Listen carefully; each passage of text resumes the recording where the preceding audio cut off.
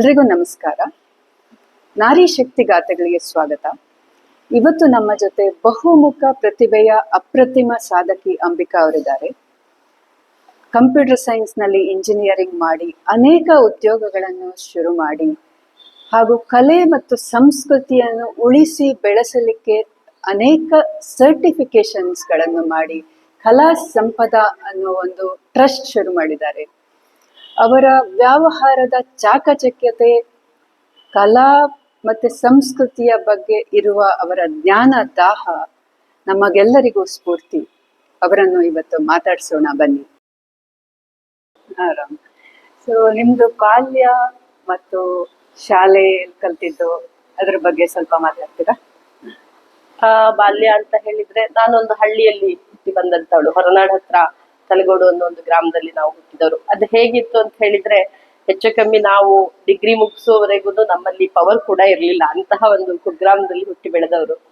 ಆದ್ರೆ ನಮ್ಗೆ ಸಿಕ್ಕಿದಂತಹ ಅಥವಾ ನಾವು ನಮ್ಗೆ ಜನ್ಮ ಕೊಟ್ಟಂತವ್ರು ನಮ್ಗೆ ಕೊಟ್ಟಂತಹ ಸಂಸ್ಕಾರ ಇದೆಯಲ್ಲ, ಅದ್ರ ಮೂಲಕವಾಗಿ ನಾವು ಇವತ್ತು ಬೆಂಗಳೂರಲ್ಲಿ ನಮ್ಮ ಕಾಲ ಮೇಲೆ ನಾವು ನಿಲ್ಲುವಷ್ಟು ನಾವು ಚೆನ್ನಾಗಿದೆ. ಬಾಲ್ಯ ಅಂತ ಹೇಳಿದ್ರೆ ಮಳೆಗಾಲ ಅಂತ ಹೇಳಿದ್ರೆ 6 ತಿಂಗಳು ಮಳೆಗಾಲ ನಮ್ಮಲ್ಲಿ ಸದಾ ಹಾಗೆ ಇರ್ತಿತ್ತು. ಕೊಡೆ ಹಿಡ್ಕೊಂಡು ನಡಿಬೇಕಿತ್ತು. ನಮ್ಮ ಕಾಲದಲ್ಲಿ ಕಾಲಿಗೆ ಚಪ್ಪಲಿ ಕೂಡ ಇರ್ತಾ ಇರ್ಲಿಲ್ಲ. ಜಿಗಳೆ ಜಾಸ್ತಿ. ಅವರು ಮಲ್ನಾಡು ಅಂದ್ಮೇಲೆ ಜಿಗಣೆ ಅಂತ ಹೇಳ್ತಿರ್ಲಿ. ಸುಂದರ ಮಲೆನಾಡು. ಹೌದು. ನಾವು ಹೈಸ್ಕೂಲ್ ಹೋಗ್ಬೇಕಂತ ಹೇಳಿದ್ರೆ 2 ಗುಡ್ಡ ಹತ್ತಿ 2 ಗುಡ್ಡ ಇಳಿಬೇಕಿತ್ತು. ಆದ್ರೆ ಅವಾಗ ಹೇಗಿತ್ತು ಅಂತ ಹೇಳಿದ್ರೆ ನಾವು ಹುಡುಗಿಯರು ಮಾತಾಡ್ತಾ ಇರ್ಲಿಲ್ಲ ಆ ಕಾಲದಲ್ಲಿ. ಆದ್ರೆ ಕೇರಿಂಗ್ ಹೇಗಿರ್ತಿತ್ತು ಅಂತ ಹೇಳಿದ್ರೆ ಮಳೆಗಾಲ ಬಂದಾಗ ನಾವು ಒಂದು ಹಳ್ಳ ದಾಟ್ಬೇಕು ಅಥವಾ ಎಲ್ಲೋ ಒಂದು ದುರ್ಗಮವಾದಂತಹ ಹಾದಿ ಕಾಡಲ್ಲಿ ಇರತ್ತೆ ಅಂತ ಹೇಳಿದಾಗ ಹುಡುಗರು ಮುಂದೆ ಹೋಗೋರು, ನಾವು ಬಂದ್ವೋ ಇಲ್ವೋ ಅಂತ ನೋಡೋರು, ಮಾತಾಡ್ತಿರ್ಲಿಲ್ಲ. But caring ಹಾಗಿರ್ತಿತ್ತು. ಅದು ಒಂಥರ ಚೆನ್ನಾಗಿರ್ತಿತ್ತು. ಆಮೇಲೆ ಎಲ್ಲ ರೀತಿಯ ಆಟಗಳು ಇವತ್ತಿನ ದಿವಸ ಏನ್ ನಾವು ಕಾಣೋದಿಲ್ವೋ ಅವತ್ತಿನ ದಿವಸ ಅಷ್ಟು ಫಿಸಿಕಲ್ ಆಟಗಳು ಇರ್ತಿತ್ತು. ಮಿಡ್ಲ್ ಸ್ಕೂಲ್ ಓದುವಾಗ ನಮ್ಗೆಲ್ಲ ಕೈತೋಟ ಮಾಡೋದು ಅಂತ ಹೇಳಿ ಅಲ್ಲೇ ಒಂದು ಸ್ಕೂಲಲ್ಲೇ ಒಂದು ಸಣ್ಣ ತೋಟಗಾರಿಕೆ. ಹೌದು, ಅದು ಒಂದು ಎಕ್ಸ್ಪೀರಿಯನ್ಸ್ ಕೊಡೋರು. ಆಮೇಲೆ ಇಡೀ ಸ್ಕೂಲಿನ ಅಂಗಳವನ್ನ ಗುಡಿಸೋದು, ಅದೆಲ್ಲ ನಾವೇ ಮಾಡ್ತಿದ್ವಿ. ಹಾಗೆ ನಾವು ಮಾಡ್ತಾ ಇದ್ದಿದ್ರಿಂದನೇ ಇರಬಹುದು ಒಂಥರ ಹೊಂದಿ ಬಾಳೋದು ಹೇಗೆ ಅನ್ನೋದನ್ನ ಕಲಿತಾ ಇದ್ವಿ ಅಂತ ನನ್ಗೆ ಅನ್ಸುತ್ತೆ.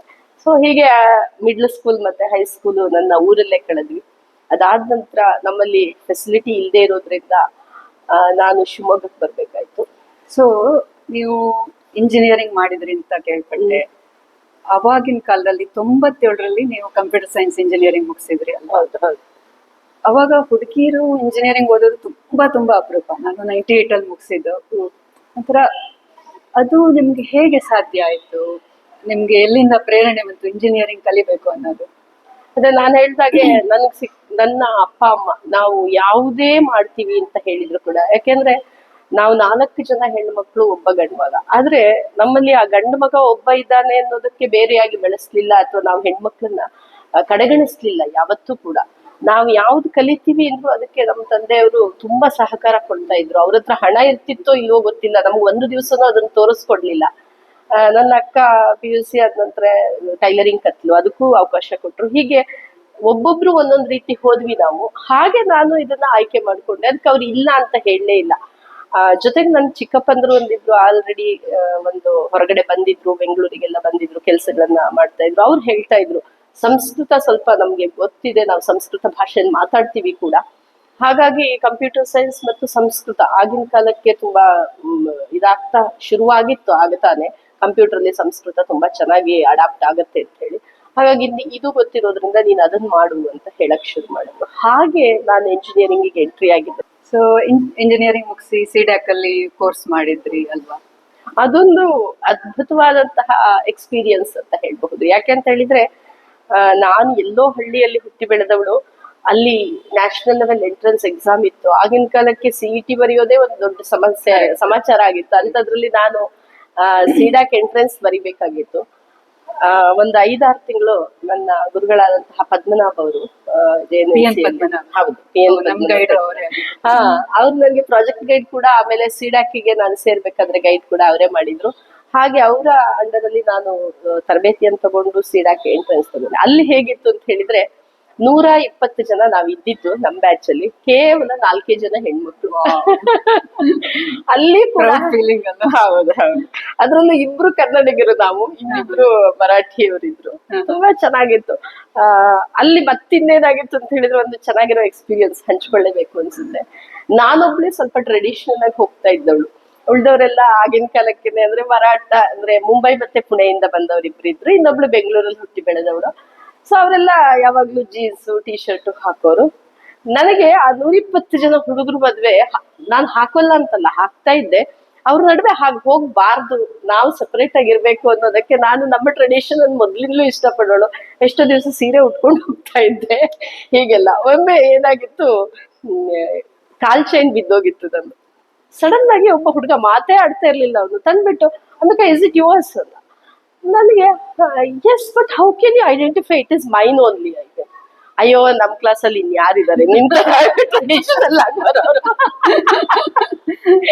ಸೈಡ್. ಹಾಗೆ ಅಲ್ಲೂ ಕೂಡ ನನ್ನೇ ಆದ ಒಂದು ಯುನಿಕ್ ಪಾತ್ರನ ನಾನು ಹಾಕೊಳ್ತಾ ಬಂದು. ಆಕ್ಚುಲಿ ನಮ್ಗೆ ಏನ್ ಹಾಕೋತೀವಿ ಅಂತ ಮುಖ್ಯ ಅಲ್ಲ, ನಮ್ಗೆ ಆತ್ಮಸ್ಥೈರ್ಯ ಇದ್ರೆ ಏನ್ ಹಾಕೊಂಡ್ರು ಅದು ಮುಖದಲ್ಲಿ ಕಾನ್ಫಿಡೆನ್ಸ್ ಎದ್ದು ಕಾಣುತ್ತೆ. ಸೊ ಸಿಡಾಕಲ್ ಕೋರ್ಸ್ ಮುಗಿಸಿದ್ರಿ, 2000ರಲ್ಲಿ ಮದ್ವೆ ಆದ್ರಿ. ಹೌದು. ನಿಮ್ಮ ಮನೆಯವರ ಬೃಂದಾವನ ಎಂಟರ್ಪ್ರೈಸಸ್ ಅಲ್ಲಿ ಕೆಲಸ ಶುರು ಮಾಡಿದ್ರಿ. ಅದ್ರ ಅನುಭವ ಹೇಗಿತ್ತು? ಅದ ಹೇಳ್ತಾ ಹೋದ್ರೆ ದೊಡ್ಡ ಹಿಸ್ಟ್ರಿ ಅದು. ಆದ್ರೂ ಹೇಳಲೇಬೇಕು. ಒನ್ಸ್ ಅಗೇನ್ ಇಲ್ಲಿ ನನ್ನ ತಂದೆಯವರನ್ನ ತಾಯಿನ ನೆನಿಲೇಬೇಕು. ಯಾಕಂತ ಹೇಳಿದ್ರೆ, ನಾನು ಓದಿದ್ದು ಟೆಕ್ನಿಕಲ್ ಕೋರ್ಸ್ ಆದ್ರೂ ಕೂಡ ಮ್ಯಾನೇಜ್ಮೆಂಟ್ ಕೋರ್ಸ್ ನನ್ಗೆ ತಂದೆನೆ ಕಲ್ಸ್ಕೊಟ್ಬಿಟ್ಟಿದ್ರು. ಅವರು ಊರಲ್ಲಿ ಸ್ವಲ್ಪ ಎಲ್ಲ ಒಂದು ನಾಯಕರ ತರ ಇರ್ತಾ ಇದ್ರು. ಎಲ್ಲ ಮ್ಯಾನೇಜ್ಮೆಂಟ್ ಗಳನ್ನ ಮಾಡ್ತಾ ಇದ್ರು. ಜಮೀನಿನ ಜೊತೆಗೆ. ಹೌದು, ಜಮೀನು ಕೃಷಿಯೇ ನಮ್ಮೂರಲ್ಲಿ ಮೂಲ ಉದ್ಯೋಗ. ಜೊತೆಗೆ ಹೇಗಿತ್ತು ಅಂತ ಹೇಳಿದ್ರೆ, ಆ ಕಾಲದಲ್ಲಿ ಊರಿನ ಯಜಮಾನ್ರು ಅಂತ ಹೇಳೋರು. ಅವರು ಊರಿನ ಎಲ್ಲರ ಮನೆ ಮದುವೆ ಮುಂಜಿ ಕಾರ್ಯಕ್ರಮಗಳಲ್ಲಿ ಇವರೇ ಹೋಗಿ ಜವಳಿಗಳನ್ನು ತರೋದು, ಆ ಕಾರ್ಯಕ್ರಮನ ಆಯೋಜನೆ ಮಾಡೋದು, ಹಾಗೆಲ್ಲ ಇತ್ತು. ಅದ್ರಲ್ಲಿ ನಮ್ಮ ತಂದೆಯೂ ಒಬ್ರು ಪ್ರಮುಖರು. ಅವ್ರು ಏನ್ ಮಾಡ್ತಾ ಇದ್ರು, ನಾವು ಹೆಣ್ಮಕ್ಳಾದ್ರೂ ಕೂಡ ಬಂದು ಅವ್ರ ಅನುಭವಗಳನ್ನ ನಮ್ ಜೊತೆ ಹಂಚ್ಕೊಳ್ತಾ ಇದ್ರು.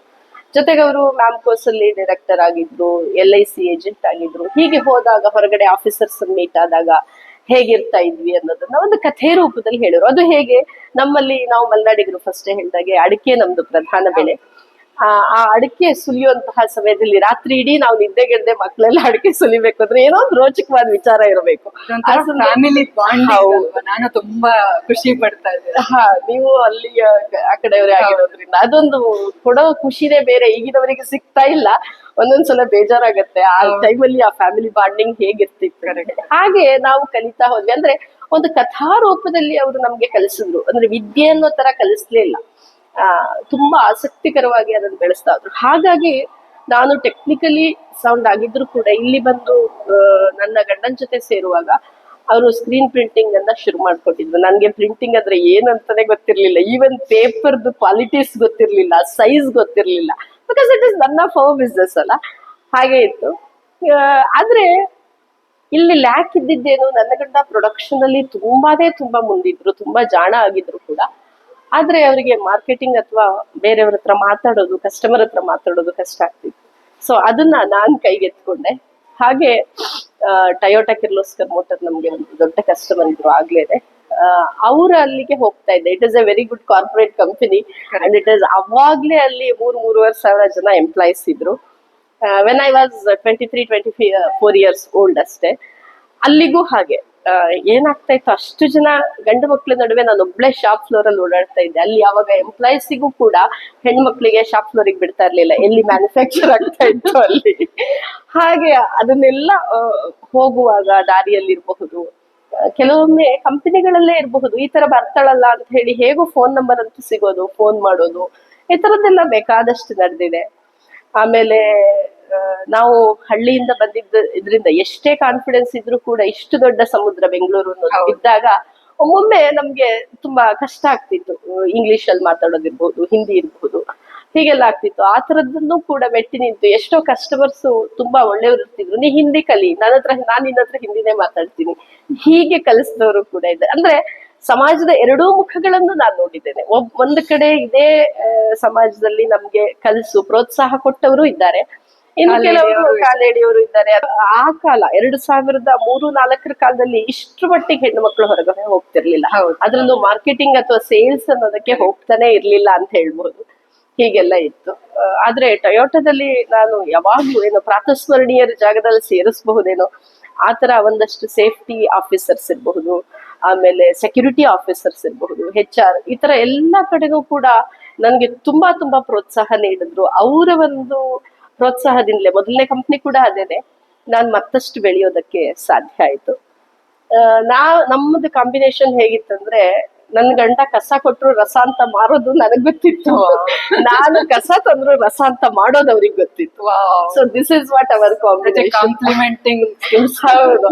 ಹಾಗಾಗಿ ನನಗೆ ನಿಜವಾಗಿಯೂ ಇವತ್ತಿಗೂ ಅಂತ ಏನು ಟ್ಯಾಲೆಂಟ್ ಇಲ್ಲ ಪ್ರಿಂಟಿಂಗ್ ಪ್ರೊಡಕ್ಷನ್ ಅಲ್ಲಿ. ನನ್ನ ಗಂಡನಿಗೆ ಗೊತ್ತಿರೋಷ್ಟು ನನಗೆ ನಿಜವಾಗಿಯೂ ಗೊತ್ತಿಲ್ಲ. ಆದ್ರೆ ಟೆಕ್ನಿಕಲಿ ಸ್ವಲ್ಪ, ಅಂದ್ರೆ ಈಗ ಇಂಟರ್ನೆಟ್ ಯೂಸ್ ಮಾಡೋದಿರ್ಬಹುದು, DTP ಮಾಡೋದಿರ್ಬಹುದು, ಅದನ್ನೆಲ್ಲ ನಾನು ಅವರಿಗೆ ಸ್ವಲ್ಪ ಗೈಡ್ ಮಾಡ್ತಾ ಇದ್ದೆ. ಅವರು ಕೂಡ ನನಗೆ ಬೇರೆ ಬೇರೆ ವಿಚಾರಗಳನ್ನ ಹೇಳ್ಕೊಡೋರು. ಹಾಗೆ 3 ಜನ ಶುರು ಮಾಡಿದಂತಹ ಕಂಪನಿ, ಅಂದ್ರೆ ನಾನು, ನನ್ನ ಗಂಡ, ಇನ್ನೊಂದು ಪುಟ್ಟ ಹುಡುಗ ಮಾಡಿದಂತಹ ಕಂಪನಿ. ಇವತ್ತೊಂದು 50 ಜನ ಪರ್ಮನೆಂಟ್ ಎಂಪ್ಲಾಯೀಸ್ ಇದ್ದಾರೆ. ಅದಲ್ಲೇ ಒಂದು 50 ಜನ ಕಾಂಟ್ರಾಕ್ಟ್ ಎಂಪ್ಲಾಯೀಸ್ ಇರ್ಬೋದು. 100 ಜನಕ್ಕೆ ಉದ್ಯೋಗ. 3ರಿಂದ ಶುರುವಾದದ್ದು 100ರವರೆಗೆ ಹೋಗಿದೆ.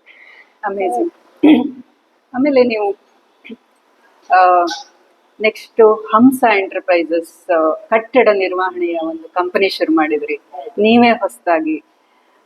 ಕಂಪ್ಯೂಟರ್ ಸೈನ್ಸ್ ಇಂಜಿನಿಯರಿಂಗ್ ಇಂದ ಮುದ್ರಣದಿಂದ ಕಟ್ಟಡ ವ್ಯವಹಾರ ನಿರ್ವಹಣೆ, ಈ ಟ್ರಾನ್ಸಿಷನ್ ಹೇಗ್ ಸಾಧ್ಯ ಆಯ್ತು? ಇದು ಕೂಡ ಹೇಗಾಯ್ತು ಅಂತ ಹೇಳಿದ್ರೆ, ಈ ನಾನು ಪ್ರಿಂಟಿಂಗ್ ವ್ಯವಹಾರದಲ್ಲಿ ಕಾರ್ಪೊರೇಟ್ ಕಂಪ್ನಿಗಳಿಗೆ ಹೋಗ್ತಾ ಇದ್ವಿ.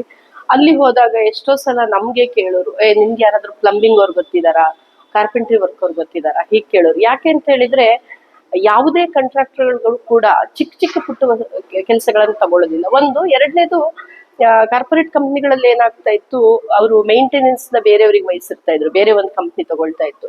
ಸೊ ನಾವು ಆ ಕಂಪನಿಯವ್ರಿಗೆ ಕೊಟೇಶನ್ ಕೊಡ್ಬೇಕು, ಅವ್ರು ಬಂದು ನಾವು ಅವ್ರಿಗೆ ಮಾಡ್ಕೊಡ್ಬೇಕು ಸರ್ವಿಸು, ದೆನ್ ಇವ್ರ ಕ್ರೆಡಿಟ್ ಇಟ್ಕೊಳ್ಳೋರು ಎಷ್ಟೋ ದಿನ, ಹಾಗೆಲ್ಲ ಇರ್ತೈತೆ. ಅದನ್ನೆಲ್ಲದನ್ನ ಮೀರಿ ನಿಲ್ಲೋದಕ್ಕೆ ಆಗ್ತಾ ಇರ್ಲಿಲ್ಲ. ಯಾಕೆಂದ್ರೆ ಎಲ್ಲಾ ಪ್ರಾಜೆಕ್ಟ್ಗಳು ಕೂಡ ಸಾಧಾರಣ ಅಡ್ವಾನ್ಸ್ ತಗೊಳ್ಳೋರು, ಮಾಡಿಕೊಡೋರು. ಇಲ್ಲಿ ಅಡ್ವಾನ್ಸ್ ಸಿಗ್ತಾ ಇರ್ಲಿಲ್ಲ. ಈ ಲ್ಯಾಕ್, ಅಂದ್ರೆ ಕಾರ್ಪೊರೇಟ್ ನ ನೀಡ್ಸ್ ನ ಲ್ಯಾಕ್ ಇತ್ತಲ್ಲ, ಅದನ್ನ ನೋಡ್ಬಿಟ್ಟು why can't we do it, ನಮ್ಗೆ ಇನ್ನೊಂದು ಅವಕಾಶ ಸಿಕ್ತು ಬಿಸ್ನೆಸ್ ಮಾಡೋದಕ್ಕೆ ಅಂತ ಹೇಳಿ ಅದನ್ನ ಕೈಗೆ ಎತ್ಕೊಡ್ವಿ. ತುಂಬಾ ಚೆನ್ನಾಗೆ ಮಾಡ್ತಾ ಇದ್ವಿ. ನಾನು ಶುರು ಮಾಡಿ ಒಂದು 6 ತಿಂಗಳಾಗೋದ್ರೊಳಗೆ ಮಂತ್ಲಿ 1 crore ವರೆಗೂ ಟರ್ನ್ ಓವರ್ ಬರೋದಕ್ಕೆ ಶುರುವಾಯಿತು. ಬಿಕಾಸ್ ಡೆಲ್ಲಿಯಲ್ಲಿ ಇರ್ತಾ ಇದ್ರು JLL ಕಂಪನಿಯವರು. ಅವರು ನಾನು ಇದನ್ನ ಬಿಟ್ಟ ಮೇಲೂ ಕೂಡ ನನ್ಗೆ ಎಷ್ಟೋ ಸಲ ರಿಕ್ವೆಸ್ಟ್ ಮಾಡಿದ್ದಿದೆ, service is important in any business ಅಲ್ಲಿ. ನಾವು ಸರ್ವಿಸ್ ಮತ್ತೆ ಕಮಿಟ್ಮೆಂಟ್ ಡೇಟ್ ಏನಿರುತ್ತೋ ಅದನ್ನ ನಾವು ತುಂಬಾ ಮೇಂಟೈನ್ ಮಾಡಿದ್ರೆ ಆಗ ಖಂಡಿತವಾಗಿ ನಮ್ಮ ಮಾತನ್ನು ನಾವೇ ಉಳಿಸಿಕೊಂಡಾಗ ನಮ್ದೊಂದು ಕ್ರೆಡಿಬಿಲಿಟಿ ಎಸ್ಟಾಬ್ಲಿಷ್. ಹೀಗೆ ರಿಪೇರ್ ವರ್ಕ್ಸ್ ಅನ್ನ ಮಾಡ್ತಾ ಇದ್ದವಳು ಯಾರೋ ಹೀಗೆ ಗೊತ್ತಿದ್ರು, ಇಷ್ಟೆಲ್ಲ ಮಾಡ್ತೀಯಾ, ಎಲ್ಲಾ ರೀತಿ ಎಂಪ್ಲಾಯೀಸ್ ನಿನ್ನ ಹತ್ರ ಇದಾರೆ ಅಂದ್ಮೇಲೆ ನನ್ನೊಂದು ಪುಟ್ಟ ಮನೆ ಕಟ್ಬೇಕು, ಯಾಕೆ ಮಾಡ್ಕೊಡ್ಬಾರ್ದು ನನ್ಗೆ ನೀನು ಅಂತ ಹೇಳಿದ್ರು. ಹಾಗೆ ಟರ್ನ್ ಕಿ ಪ್ರಾಜೆಕ್ಟ್ಸ್ ಸಣ್ಣ ಸಣ್ಣ ಮನೆಯನ್ನ ಕೂಡ ತಗೊಳ್ಳೋದಕ್ಕೆ ಶುರು ಮಾಡಿ ಇವತ್ತಿಗೂ ಕೂಡ ನಾನು ಅದನ್ನ ಮುಂದುವರಿಸ್ತಾ ಇದ್ದೀನಿ. ಆದ್ರೆ ತುಂಬಾ ಅಂತ ತಗೊಳ್ಳೋದಿಲ್ಲ, 1 ಅಥವಾ 2 ಮನೆಗಳನ್ನ ವರ್ಷಕ್ಕೆ ಕನ್ಸ್ಟ್ರಕ್ಷನ್ ಮಾಡೋ ಲೆವೆಲ್ಗೆ ಮಾತ್ರ ತಗೊಳ್ತೀನಿ. ಓವರ್ ಬರ್ಡನ್ ಕೂಡ ಮಾಡ್ಕೊಳ್ಳೋದು ಬೇಡ ಅಂತ ಹೇಳಿ. ಸೊ ನಿಮ್ದು ಮೊದಲ ಕಂಪನಿಯ ಅನುಭವಗಳು ಅಥವಾ ಲರ್ನಿಂಗ್ಸ್ ಏನೇನ್ ಪಾಠ ಕಲಿಸ್ತು, ಈಗ ಹೊಸದಾಗಿ ವ್ಯವಹಾರ ಶುರು ಮಾಡ್ತೀವಿ ಅಂತ ಹೇಳೋರಿಗೆ ನೀವು ಏನು ಸಲಹೆ ಕೊಡ್ತೀರಾ? This are the check list, ನೀವು ಇದು ಮಾಡಿ ಅಂತ. ಹಾಗೆ ಹೇಳ್ಬೇಕು ಅಂತ ಹೇಳಿದ್ರೆ, ನಾನು ಈಗ ಚೆಕ್ ಲಿಸ್ಟ್ ಹೇಳಿದ್ರು ಕೂಡ ಅದು ನನಗೆ ಅವಕಾಶ ಇರಲಿಲ್ಲ. ಅಂದ್ರೆ ನನ್ ಗಂಡ ಆಲ್ರೆಡಿ ಪ್ರಿಂಟಿಂಗ್ ಅಲ್ಲಿ ಇದ್ರು, ನಾನು ಸೇರ್ಕೊಂಡೆ. ಆದ್ರೆ ಇವತ್ತು ಹೊಸದಾಗಿ ಒಂದು ಬಿಸ್ನೆಸ್ ಹೋಗ್ತೀನಿ ಅಂತ ಹೇಳಿದ್ರೆ ನಾವು ಮೊದಲು ನೋಡ್ಬೇಕಾಗಿದ್ದು ನನ್ನ ಪ್ಯಾಷನ್ ಯಾವ್ದಿದೆ ಅಥವಾ ನಾನು ಯಾವ್ದಕ್ಕೆ ಡೆಡಿಕೇಟ್ ಮಾಡಬಲ್ಲೆ ಆ ಫೀಲ್ಡ್ ಅನ್ನ ಆಯ್ಕೆ ಮಾಡ್ಕೋಬೇಕು. ಯಾವ್ದೋ ಫೀಲ್ಡ್ ಅಲ್ಲಿ ತುಂಬಾ ದುಡ್ಡು ಬರುತ್ತೆ ಅನ್ನೋದಕ್ಕೆ ಅದನ್ನ ಆಯ್ಕೆ ಮಾಡ್ಕೊಳ್ಳೋದ್ರಲ್ಲಿ ಅರ್ಥನೇ ಇರೋದಿಲ್ಲ. ಯಾಕಂದ್ರೆ ನಮ್ಗೆ ಇಂಟ್ರೆಸ್ಟ್ ಇಲ್ಲದೆ ಇದ್ದಾಗ ಆ ಫೀಲ್ಡ್ ಅನ್ನ ನಾನು ಆಯ್ಕೆ ಮಾಡ್ಕೊಟ್ರೆ ತಪ್ಪಾಗಬಹುದು.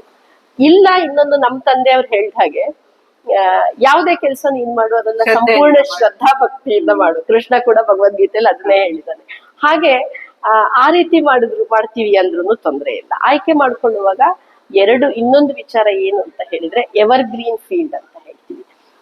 ಯಾವತ್ತೂ ಕೂಡ ಅದನ್ನ ಮಾಡಿಫಿಕೇಶನ್ ಮಾಡ್ಕೊಳ್ತಾ ನಾವು ಮುಂದುವರಿತಾ ಹೋಗ್ಬೋದು. ಅದಕ್ಕೆ ಒಂದ್ ದಿವಸ ಇದು ಅನ್ನೋ ಲೆವೆಲ್ಗೆ ಹೋಗುತ್ತೆ ಅಂದೇ ಇರುವಂತಹ ವಿಚಾರಗಳನ್ನ ಆಯ್ಕೆ ಮಾಡ್ಕೊಳ್ಳೋದು ತುಂಬಾ ಸೂಕ್ತ. ಇನ್ನೊಂದು ಅದಕ್ಕೆ ಸಂಬಂಧಪಟ್ಟ ಹಾಗೆ ಅದರಲ್ಲಿ ಪರಿಣತರಿರ್ತಾರೆ, ಅವರ ಸಲಹೆಗಳನ್ನ ತಗೊಳ್ಬೇಕು. ನಾವು ಈಗೋ ಇಟ್ಕೊಂಡು ಅಯ್ಯೋ ನನಗೆ ಗೊತ್ತಿದೆ, ನಾನ್ ಇವತ್ತು ಯೂಟ್ಯೂಬ್ ಅಲ್ಲಿ ನೋಡ್ಬಲ್ಲೆ, ಗೂಗಲ್ ನಲ್ಲಿ ನೋಡ್ಬಲ್ಲೆ ಅಂತ ಹೇಳಿದ್ರೆ ಅದು ತಪ್ಪಾಗಬಹುದು. ಯಾಕೆಂದ್ರೆ ಅಲ್ಲಿ ಏನೇ ಕೊಟ್ಟಿದ್ರು ಕೂಡ ಒಬ್ಬ ಮನುಷ್ಯನ ಎಕ್ಸ್ಪೀರಿಯನ್ಸ್ ಇರುತ್ತಲ್ಲ ಜೀವನದಲ್ಲಿ, ಅದು ತುಂಬಾ ಇಂಪಾರ್ಟೆಂಟ್ ಇರುತ್ತೆ. ಒಮ್ಮೆ ಅಪರ್ಣ ವಸ್ತಾರೆ ಅವರಿದ್ರಲ್ಲ, ಅವ್ರು ಹೇಳೋರು ಒಬ್ಬ ಭಿಕ್ಷುಕ ಮಾತಾಡಿದ್ರು ಕೂಡ ನಾವು ಕೇಳಿಸ್ಕೋಬೇಕಂತೆ, ಅವನಲ್ಲೂ ಏನೋ ಒಂದು ಅನುಭವ ಇರುತ್ತೆ ಅಂತ. ಆ ರೀತಿ ನಾವು ಲಿಸನಿಂಗ್ ಕೆಪಾಸಿಟಿನ ಬೆಳೆಸ್ಕೋಬೇಕಾಗತ್ತೆ. ಒಬ್ಬ ಎಂಟರ್ಪ್ರನರ್ ಆಗ್ಬೇಕು, ಬಿಸ್ನೆಸ್ ಮನ್ ಆಗ್ಬೇಕು ಅಂತ ಹೇಳಿದ್ರೆ ಎಲ್ಲಾ ಕಡೆಯಿಂದಲೂ ಎಲ್ಲಾ ವಿಚಾರಗಳನ್ನು ತಗೋಬೇಕು. ಕೊನೆಗೆ ನಮ್ಮ ವಿಮರ್ಶೆಗೆ ಬಿಟ್ಟಿರುತ್ತೆ ಯಾವ್ದು ಹೇಗ್ ಮಾಡ್ಬೇಕು, ಕೇಳ್ಬೇಕು ಎಲ್ಲ. ಅದ್ರಲ್ಲಿ ನಮ್ಗೆ ಏನು ಸೂಕ್ತ ಅನ್ಸುತ್ತೆ ಅದನ್ನ ಕೇಳೋದಕ್ಕೆ ನಾವು ಇಗ್ನೋರೆನ್ಸ್ ತೋರಿಸ್ಬಾರ್ದು. ಹೌದು, ಅದು ತುಂಬಾ ಇಂಪಾರ್ಟೆಂಟ್. ಅಹಂಕಾರ ಬದಿಗಿಟ್ರೆ ಜ್ಞಾನ. ಇನ್ನೊಂದು ಹಾಸ್ಪಿಟಾಲಿಟಿ ಅಥವಾ ಕಸ್ಟಮರ್ ನ ಕಮಿಟ್ಮೆಂಟ್ ಡೇಟ್. ನಾವು ಟೊಯೋಟಾದಲ್ಲಿ ಇವತ್ತಿಗೂ ಇದೀವಿ ಅಂತ ಹೇಳಿದ್ರೆ ಅದಕ್ಕೆ ಕಾರಣ ಅದೇನೆ. ನಾವೀಗ ಇವತ್ತೇ ಕೊಡ್ತೀನಿ, ಅರ್ಧ ಗಂಟೆಲಿ ಕೊಡ್ತೀನಿ ಅಂತ ಹೇಳಿ ಇನ್ನು ಒಂದ್ ವಾರ ಆದ್ರೂ ಕೊಡದೆ ಇದ್ರೆ ಕಸ್ಟಮರ್ಸ್ಗೆ ನಮ್ಮ ಮೇಲೆ ಹೋಗಿಬಿಡುತ್ತೆ. ಹಾಗಾಗಿ ಕಮಿಟ್ಮೆಂಟ್ ಇದೆಯಲ್ಲ, ಅದು ತುಂಬಾ ಇಂಪಾರ್ಟೆಂಟ್ ಇರುತ್ತೆ. ನಾವು ಎಷ್ಟೇ ಒಳ್ಳೆ ಪ್ರಾಡಕ್ಟ್ ಕೊಟ್ಟರು ಕೂಡ ಅವ್ರ ಟೈಮಿಗೆ ಆಗ್ಲಿಲ್ಲ ಅಂತ ಹೇಳಿದ್ರೆ ಅದು ಉಪಯೋಗ ಆಗೋದಿಲ್ಲ. ಹಾಗಾಗಿ commitment is very very important. ಆಮೇಲೆ ಸೂಪರ್ವಿಷನ್. ಆಸ್ ಎ ಎಂಟರ್ಪ್ರನರ್ ನಾವು ಪ್ರತಿಯೊಂದನ್ನು ಕೂಡ ಸೂಪರ್ವಿಷನ್ ಮಾಡಬೇಕು. ಹಾಗಂತ ಹೇಳಿ ಎಲ್ಲದನ್ನು ನಾವೇ ಡಿಕ್ಟೇಟ್ನು ಮಾಡಬಾರ್ದು. ಪ್ರತಿ ಎಂಪ್ಲಾಯೀಸಿಗೂ ಕೂಡ ಅವರದ್ದೇ ಆದ ಒಂದು ಬ್ರಿಲಿಯನ್ಸಿ ಇರುತ್ತೆ, ಅವರದ್ದೇ ಒಂದು ಲಾಜಿಕ್ ಇರುತ್ತೆ. ನಮ್ಗೆ ಇದು ಬೇಕು ಅಂತ ಹೇಳಿದ್ರೆ ಅವರಿಗೆ ಮಾಡುವಷ್ಟು ಫ್ರೀಡಮ್ ನ ನಾವು ಕೊಟ್ಟಾಗ ಖಂಡಿತವಾಗಿಯೂ ಅವರು ಅವರ ಟ್ಯಾಲೆಂಟ್ ಅನ್ನ ತೋರಿಸ್ತಾರೆ, ಅವ್ರ ಲಾಜಿಕ್ ಅಲ್ಲಿ ಅವ್ರು ಮಾಡ್ತಾರೆ. ಸೊ ಅಲ್ಟಿಮೇಟ್ ಎಂಡ್ ರಿಸಲ್ಟ್ ಏನ್ ಬೇಕು ಅನ್ನೋದು ತುಂಬಾ ಕ್ಲಾರಿಟಿ ಇರ್ಬೇಕಾಗತ್ತೆ ನಮ್ಗೆ. ಯಾವ ಎಂಪ್ಲಾಯಿ ಹತ್ರ ಯಾವ ರೀತಿಯ ರಿಸಲ್ಟ್ ಅನ್ನ ನಾವು ತಗೋಬೇಕು, ಆ ಎಂಡ್ ರಿಸಲ್ಟ್ ಬಗ್ಗೆ ನಾವು ತುಂಬಾ ಗಮನ ಕೊಡಬೇಕು. ಏನೋ ಹೇಳ್ತಾರಲ್ಲ, ಮೀನನ್ನ ಓಡಕ್ ಹೇಳೋದು, ಚಿರತೆನ ಈಜಕ್ ಹೇಳೋದು, ಎರಡು ಹೇಗೆ ರಾಂಗೋ ಹಾಗೆ ರಾಂಗ್ ಪ್ಲೇಸ್ ಅಲ್ಲಿ ರಾಂಗ್ ಪರ್ಸನ್ ಅನ್ನು ಕೂಡ ಹಾಕ್ಬಾರ್ದು. ಆ ಜಡ್ಜ್ ಅದನ್ನ ಇಂಟರ್ವ್ಯೂ ಟೈಮ್ ಅಲ್ಲೇ ನೀವು ಸುಮ್ನೆ ಸರ್ಟಿಫಿಕೇಟ್ ನೋಡೋ ಬದಲಾಗಿ, ಅಂದ್ರೆ ನಾನ್ ಹೇಳೋದು ಹೇಗೆ ಅಂತ ಹೇಳಿದ್ರೆ ನನ್ನ ಅನುಭವನೇ ನಾನು ಹೇಳ್ತಾ ಇದ್ದೇನೆ. ಸರ್ಟಿಫಿಕೇಶನ್ ಇಸ್ ಒನ್ ಪಾರ್ಟ್, ಅದು ತುಂಬಾ ಇಂಪಾರ್ಟೆಂಟ್ ಆಗಲ್ಲ. ಕ್ವಾಲಿಫಿಕೇಶನ್ ನೋಡ್ಬೇಕಾಗತ್ತೆ, ಅವರ ಇಂಟ್ರೆಸ್ಟ್ ಏನು, ಅವ್ರು ಯಾವ ತರ ಕೆಲಸಗಳನ್ನ ಹ್ಯಾಂಡಲ್ ಮಾಡಬಹುದು, ಇದನ್ನ ನಾವು ನೋಡಿ ಎಂಪ್ಲಾಯಿಗಳನ್ನ ಆಯ್ಕೆ ಮಾಡ್ಕೋಬೇಕಾಗತ್ತೆ. ಈ ತರ ಎಲ್ಲ ವಿಚಾರಗಳನ್ನ ಗಮನಿಸ್ತಾ ಹೋದ್ರೆ ಖಂಡಿತ ಸಾಧ್ಯ ಆಗತ್ತೆ. ಆಮೇಲೆ ಹಣಕಾಸಿನ ವಿಚಾರ ಮಾತ್ರ ತುಂಬಾ ಕೇರ್ಫುಲ್ ಆಗಿ ಹ್ಯಾಂಡಲ್ ಮಾಡ್ಬೇಕಾಗತ್ತೆ. ನಮ್ಗೆ ಗೊತ್ತಿರ್ಬೇಕು, ನಾನು ಈ ಬಿಸ್ನೆಸ್ ಅಲ್ಲಿ ಇಷ್ಟು ಮಾತ್ರ ಇನ್ವೆಸ್ಟ್ ಮಾಡಬಲ್ಲೆ, ಇದಕ್ಕಿಂತ ನಾನು ಜಾಸ್ತಿ ಇನ್ವೆಸ್ಟ್ ಮಾಡ್ಲೇಬಾರ್ದು ಅಂತ ಹೇಳಿ. ಇಲ್ದಿದ್ರೆ ನಾವು ಪೂರ್ತಿ ಸೋತ್ ಹೋಗಿ ಬಿಡ್ತೇವೆ, ಅವಾಗ ನಮ್ಗೆ ಕಾನ್ಫಿಡೆನ್ಸ್ ಕಳ್ಕೊಂಡ್ ಬಿಡ್ತೇವೆ. ಸೊ ಅಷ್ಟೇ ಸಾಧ್ಯ ಆಗುವಷ್ಟೇ ಮಾಡ್ಕೊಳ್ಬೇಕು. ಮತ್ತೆ ಒಂದೇ ಸಲ ತುಂಬಾ ದೊಡ್ಡದಾಗಿ, ನಾನು ಹೇಳ್ತಾ ಇರೋದು ವುಮೆನ್ ಎಂಟರ್ಪ್ರನರ್ಸ್ಗೆ ಹೇಳ್ತಾ ಇದ್ದೀನಿ, ತುಂಬಾ ಬಿಗ್ ಆಗಿ ನಾವು ಹೋಗ್ತೇವೆ, ಏನು ದೊಡ್ಡ ಮಟ್ಟದಲ್ಲಿ ನಾವು ಮಾಡ್ತೇವೆ ಅಂತ ಹೇಳೋದಕ್ಕಿಂತಲೂ ಮೊದ್ಲು ಚಿಕ್ಕದಾಗಿ ಶುರು ಮಾಡ್ಕೊಳ್ತಾ. ಯಾಕಂದ್ರೆ ನಮ್ಗೆ ತುಂಬಾ ಲಿಮಿಟೇಷನ್ಸ್ ಇರುತ್ತೆ, ಹೆಣ್ಣು ಮಕ್ಕಳಿಗೆ ಲಿಮಿಟೇಷನ್ಸ್ ಜಾಸ್ತಿ ಇರುತ್ತೆ ಅಂತ ನಿಧಾನವಾಗಿ ಹೋಗೋದನ್ನ ಅಭ್ಯಾಸ ಮಾಡ್ಕೊಳ್ಬೇಕು. ಅದು ತುಂಬಾ ಒಳ್ಳೇದು ಅಂತ ಅನ್ಕೊ. ಇಷ್ಟೆಲ್ಲ ವ್ಯವಹಾರ ಇದ್ರ ಮಧ್ಯ ನೀವು ಜ್ಯೋತಿಷ್ಯ ಮತ್ತು ಭಗವದ್ಗೀತೆ ಬಗ್ಗೆ ಡಿಪ್ಲೊಮಾ ಮಾಡಿದ್ರಲ್ವಾ, ಅದಕ್ಕೆ ಪ್ರೇರಣೆ ಎಲ್ಲಿಂದ ಬಂತು? ಅದೇ ಅದು ಕೂಡ ಮತ್ತೆ ನನ್ನ ಸಂಸ್ಕಾರ ಅಂತ ಹೇಳ್ಬಹುದು. ನನ್ಗೆ ಚಿಕ್ಕಲ್ಲಿಂದನೂ ನಮ್ಮ ಧಾರ್ಮಿಕತೆಗಳ ಬಗ್ಗೆ, ನಮ್ಮ ಹಬ್ಬ ಆಚರಣೆಗಳ ಬಗ್ಗೆ, ನಮ್ಮ ಹೆರಿಟೇಜ್ ಬಗ್ಗೆ ತುಂಬಾ ಇಂಟ್ರೆಸ್ಟ್ ಇತ್ತು. ನೂರಾರು ಪ್ರಶ್ನೆಗಳನ್ನು ಕೇಳ್ತಾ ಇದ್ದಂತೆ. ಹಾಗೆ ಕೆಲವೊಂದು ಪ್ರಶ್ನೆಗಳಿಗೆ ನಮ್ಮ ತಂದೆಯವ್ರ ಹತ್ರ ಉತ್ತರ ಇಲ್ದಿದ್ದಾಗ ನಮ್ಮ ಪುರೋಹಿತರು ಮನೆಗೆ ಏನಾದ್ರು ಮಾಡ್ಸೋಕ್ ಬಂದಾಗ ಅವ್ರನ್ನ ಕೇಳ್ತಾ ಇದ್ನಂತೆ. ಹಾಗೆ ಅವ್ರ ಮೂಲಕನೇ ನಾನು ಸ್ವಲ್ಪ ಜ್ಯೋತಿಷ್ಯನ ಸ್ವಲ್ಪ ಮಟ್ಟಿಗೆ ಕಲಿಯಕ್ ಶುರು ಮಾಡಿದ್ದೆ. ಮದ್ವೆ ಆಗಿ ಬೆಂಗಳೂರಿಗೆ ಬಂದ್ಮೇಲೆ ಇಲ್ಲೆಲ್ಲ ಸ್ವಲ್ಪ ಕಮರ್ಷಿಯಲ್ ಜಾಸ್ತಿ ಇತ್ತು, ನನಗೆ ಇಷ್ಟ ಆಗ್ತಿರ್ಲಿಲ್ಲ. ಹಾಗೆ ಒಂದ್ಸಲ ಹೀಗೆ ನೋಡ್ತಾ ಕೂತಾಗ ಮತ್ತೆ ನಾನು ಚಿಕ್ಕವಳಿದ್ದಾಗ ಇನ್ನೊಂದು ಮಾಡ್ತಾ ಇದ್ದೆ. ನನ್ನ ಓರ್ಗೆಯವರು ಅಂದ್ರೆ ನನ್ನ ಅತ್ತೆ ಮಕ್ಕಳಿರ್ಬಹುದು, ನನ್ನ ಪಕ್ಕದ ಮನೆಯವರು ಇರ್ಬಹುದು, ಈ ತರ ಎಲ್ಲ ಬೇಸಿಗೆ ರಜಕ್ಕೆ ಬಂದಾಗ ಅವ್ರನ್ನೆಲ್ಲ ಕೂರಿಸ್ಕೊಂಡು ಶ್ಲೋಕಗಳನ್ನ ಹೇಳ್ಕೊಡ್ತಾ ಇದ್ದೆ, ಭಜನೆ ಮಾಡ್ತಾ ಇದ್ವಿ ಸಂಜೆ. ಹಾಗೆ ನಂದು ಲೀಡರ್ಶಿಪ್ ಅಲ್ಲೆಲ್ಲ ಕೂಡ ಕ್ವಾಲಿಟೀಸ್ ಹೌದು, ಹಾಗಿರ್ತಾ ಇದ್ದೆ. ಹಾಗಿದ್ದಾಗ ಇಲ್ಲೂ ಕೂಡ ಬಂದ ಮೇಲೆ ನನ್ಗೆ ಸಂಸ್ಕಾರ ಭಾರತೀಯ ಚಕ್ರವರ್ತಿಗಳು ಅಂತ ಹೇಳಿ ಅವರದ್ದು ಸಂಪರ್ಕ ಇದೆ. ಹಿರೇಮಗಳ ಕಣ್ಣನ್ ಇದಾರಲ್ಲ, ಅವ್ರ ತಮ್ಮ, Okay. ಅವರ ಸಂಪರ್ಕ ಆಯ್ತು. ಅವರು ಬೇಸಿಗೆ ಶಿಬಿರಗಳಿಗೆಲ್ಲ ನನ್ನನ್ನ ಕರೆಸ್ತಾ ಇದ್ರು. ನಾನಲ್ಲಿ ಹೋದಾಗ ಮಹಾಪುರುಷರ ಕಥೆಗಳನ್ನು ಹೇಳೋದಿರಬಹುದು ಅಥವಾ ಶ್ಲೋಕಗಳನ್ನು ಹೇಳ್ಕೊಡೋದು, ಹೀಗೆ ಮತ್ತೆ ಮನೆಯ ಸುತ್ತಮುತ್ತ ಇರುವಂತಹ ಕೆಲವೊಂದಷ್ಟು ಮಕ್ಕಳನ್ನು ಕೂರಿಸ್ಕೊಂಡು ಭಗವದ್ಗೀತೆ ಹೇಳ್ಕೊಡೋದು. ನನಗೆ ಮೊದ್ಲಿಂದನೂ ಭಗವದ್ಗೀತೆನ ಎಲ್ಲರೂ ಕಲಿಬೇಕು ಅಂತ ಹೇಳಿ.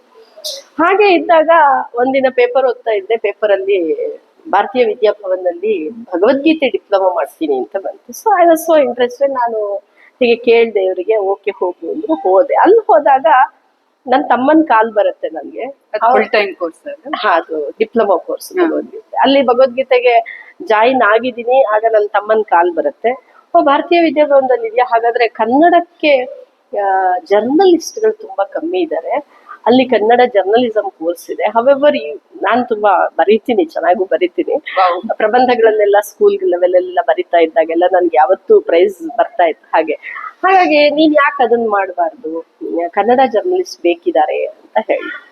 ಹಾಗೆ ಅಂತ ಹೇಳಿ ಆ ಜರ್ನಲಿಸ್ಟ್ ವಿಭಾಗದಲ್ಲಿ ಹೋಗಿ ಕೇಳೋಣ ಅಂತ ಹೇಳಿ ಎನ್ಕ್ವೈರಿ ಮಾಡಿದಾಗ, ಕನ್ನಡ ಕ್ಲಾಸೇ ಮಾಡೋದಿಲ್ಲ ನಾವು ಇವಾಗ, ಯಾಕೆಂದ್ರೆ ಸ್ಟೂಡೆಂಟ್ಸೇ ಇಲ್ಲ ಕನ್ನಡಕ್ಕೆ, ವಿದ್ಯಾರ್ಥಿಗಳೇ ಇಲ್ಲ.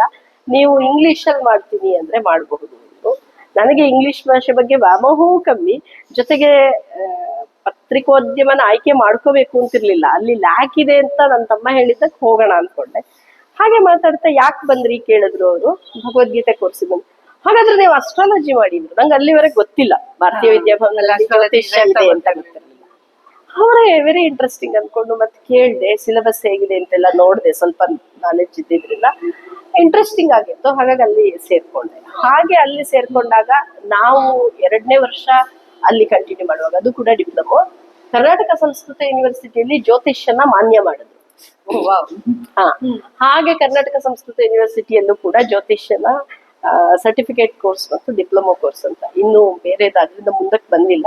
ಅದೆರಡು ಕೋರ್ಸ್ಗಳನ್ನ ಮಾಡ್ಕೊಂಡ್ವಿ. ಅಲ್ಲಿ ಕೂಡ ನಾನು ರ್ಯಾಂಕ್ ಅನ್ನ ಪಡೆದೆ ಯೂನಿವರ್ಸಿಟಿ ಲೆವೆಲ್ ಅಲ್ಲೂ ಕೂಡ. ಯಾವ್ದಿಲ್ಲ, ಹೀಗೆ ಮುಂದುವರಿತಾ ಅನಾಲಿಸಿಸ್ ಕೂಡ ಮಾಡ್ತೀನಿ. ಅದನ್ನ ನಾನು ಅಸ್ಟ್ರಾಲಜಿಕಲ್ ಕೌನ್ಸಿಲಿಂಗ್ ಅಂತ ಹೇಳ್ತೇನೆ. ಯಾಕಂದ್ರೆ ಇವತ್ತಿನ ದಿವಸ ಪ್ರಿಡಿಕ್ಷನ್ ಅಂದ್ರೆ ತಪ್ಪಾಗಬಹುದು, ನಾವೆಲ್ಲ ಅಷ್ಟೇನೋ ಅನುಷ್ಠಾನ ಮಾಡೋದಕ್ಕೆಲ್ಲ ಆಗೋದಿಲ್ಲ. ಒಂದು ಲೆವೆಲ್ಗೆ ಅನುಷ್ಠಾನ ಇಟ್ಕೊಂಡಿದ್ದೀನಿ. ಅಸ್ಟ್ರಾಲಜಿ ಹೇಳ್ಬೇಕು ಅಂತ ಹೇಳಿದ್ರೆ ಅನುಷ್ಠಾನ ಇಲ್ಲದೆ ಅಂದ್ರೆ ಖಂಡಿತ ಸಾಧ್ಯ ಇಲ್ಲ. ಜೊತೆಗೆ ನನ್ನ ಗುರುಗಳೇ ಅಲ್ಲಿ ಭಾರತೀಯ ವಿದ್ಯಾಭವನದಲ್ಲಿ ಕಲಿಸ್ತಿದ್ದಂತಹ ಗುರುಗಳೊಬ್ರು ಜಯನಗರದಲ್ಲಿ ಆಕಾಶ್ ಇನ್ಸ್ಟಿಟ್ಯೂಟ್ ಅಂತ ಮಾಡಿದ್ರು. ಅಲ್ಲಿ ಸಂಸ್ಕೃತ ಅಧ್ಯಾಪಕರು ಬೇಕು ಅಂತ ಹೇಳಿ ಫಸ್ಟ್ ತಗೊಂಡ್ರು. ಸಂಸ್ಕೃತ ಯೂನಿವರ್ಸಿಟಿ ಸಂಸ್ಕೃತ ಕೂಡ ಒಂದು ಸಬ್ಜೆಕ್ಟ್. ಹಾಗಾಗಿ ಸಂಸ್ಕೃತ ಹೇಳೋದಕ್ಕೆ ಅಂತ ಸೇರ್ಕೊಂಡೆ. ಅಲ್ಲಿಂದ ನಿಧಾನವಾಗಿ ಒಂದೊಂದೇ ಸಬ್ಜೆಕ್ಟ್ ಗಳನ್ನ, ಪ್ರಶ್ನಾ ಕೂಡ ಪಾಠ ಮಾಡಿದ್ದೇನೆ, ಪ್ರಶ್ನಾಶಾಸ್ತ್ರ ಕೂಡ ಪಾಠ ಮಾಡ್ತೇನೆ. ಅಲ್ಲಿ ಕೂಡ ಪಾಠ ಮಾಡ್ತೀನಿ. ಅಲ್ಲಿ ರೆಗ್ಯುಲರ್ ಫ್ಯಾಕಲ್ಟಿ ನಾನು. ಹೀಗೆ ಅದನ್ನ ಮಾಡ್ತೇನೆ. Very nice. ಆಮೇಲೆ ಕಲಾ ಸಂಪದ, ಕಲೆಯನ್ನು ಉಳಿಸಿ ಬೆಳೆಸ್ಲಿಕ್ಕೆ ಶುರು ಮಾಡಿದ್ರಿ ಟ್ರಸ್ಟಿಯಾಗಿ. ಇದ್ರದ್ದು ಟ್ರಿಗರ್ ಏನು ನಿಮ್ಗೆ? ಒಂದ್ಸಗೆ ನನ್ನೇನೇ ಕೇಳಿದ್ರು ನನ್ ಚೈಲ್ಡ್ಹುಡ್. ಯಾಕೆಂತ ಹೇಳಿದ್ರೆ ನಾವು ಹೇಳಿದ್ನಲ್ಲ ಮೊದ್ಲೇ, ಹಳ್ಳಿ. ನನ್ಗೆ ಅಲ್ಲಿ ಒಂದು ಮನೆಯಿಂದ ಒಂದು ಮನೆಗೆ ಹೋಗೋದೇ ತುಂಬಾ ಕಷ್ಟ, ನಿಮ್ಗೂ ಗೊತ್ತಿದೆ. ಸೊ ಹಾಗಿದ್ದಾಗ ನನ್ನ ಏಜ್ ಟೈಮಲ್ಲಿ, ನನ್ನ ಚೈಲ್ಡ್ಹುಡ್ ಟೈಮಲ್ಲಿ ಅಲ್ಲಿ ಭರತನಾಟ್ಯ ಆಗ್ಲಿ, ಸಂಗೀತ, ನಾಟಕ ಇಂತ ಯಾವ್ದಕ್ಕೂ ಅವಕಾಶ ಇರಲಿಲ್ಲ. ಆದ್ರೆ ನನಗೆ ಭರತನಾಟ್ಯದ ಹುಚ್ಚು ಯಾವ ಲೆವೆಲ್ಗೆ ಇತ್ತು ಅಂತ ಹೇಳಿದ್ರೆ, ಯಾವುದೋ ಒಂದು ಗಣಪತಿ ಹಬ್ಬಕ್ಕೋ ದಸರಾ ಹಬ್ಬಕ್ಕೋ ಅಲ್ಲೊಂದು ಭರತನಾಟ್ಯ ಫಂಕ್ಷನ್ ಬರುತ್ತೆ ಅಂದ್ರೆ ನಾನು ಅಲ್ಲಿರ್ತಿದ್ದೆ. ಅಲ್ಲಿ ಹೋದ್ರೆ ನಾನು ಹೇಗೆ ಅಂದ್ರೆ ಅವ್ರನ್ನ ನೋಡಿ 1-2 ಸ್ಟೆಪ್ ಅಂತಾದ್ರೂ ಕಲಿಯೋದಕ್ಕೆ ಪ್ರಯತ್ನ. ಅದು ರಾಂಗ್ ಆಗಿ ಕಲಿತಿದ್ದೆ, ಅದು ಬೇರೆ ಪ್ರಶ್ನೆ. ಹಾಗೆ ಆತರ ಕಲೆ ಬಗ್ಗೆ ತುಂಬಾ ಆಸಕ್ತಿ. ಸ್ಕೂಲ್ಗಳಲ್ಲಿ ಎಲ್ಲೆಲ್ಲ ಅವಕಾಶ ಸಿಕ್ತೋ ಅಲ್ಲೆಲ್ಲ. 9ನೇ ಕ್ಲಾಸ್ ಇರುವಾಗ ನಾನೇ ಒಂದು ನಾಟಕ ಡೈರೆಕ್ಷನ್ ಮಾಡಿದ್ದೆ, ನಾನೇ ಒಂದು ಡಾನ್ಸಿನ ಕೊರಿಯೋಗ್ರಫಿ ಮಾಡಿದ್ದೆ. ಹೀಗೆಲ್ಲ ಆ ವರ್ಷ ನಮ್ದು ಸ್ಕೂಲ್ ಇದ್ದು ಸಿಲ್ವರ್ ಜುಬಿಲಿ ಇತ್ತು. ಹಾಗೆ ಅದನ್ನೆಲ್ಲ ಮಾಡ್ಕೊಂಡು ಒಟ್ಟು ನನ್ಗೆ ಕಲೆ ಹುಚ್ಚಿತ್ತು ಅವಾಗಿಂದನೇ.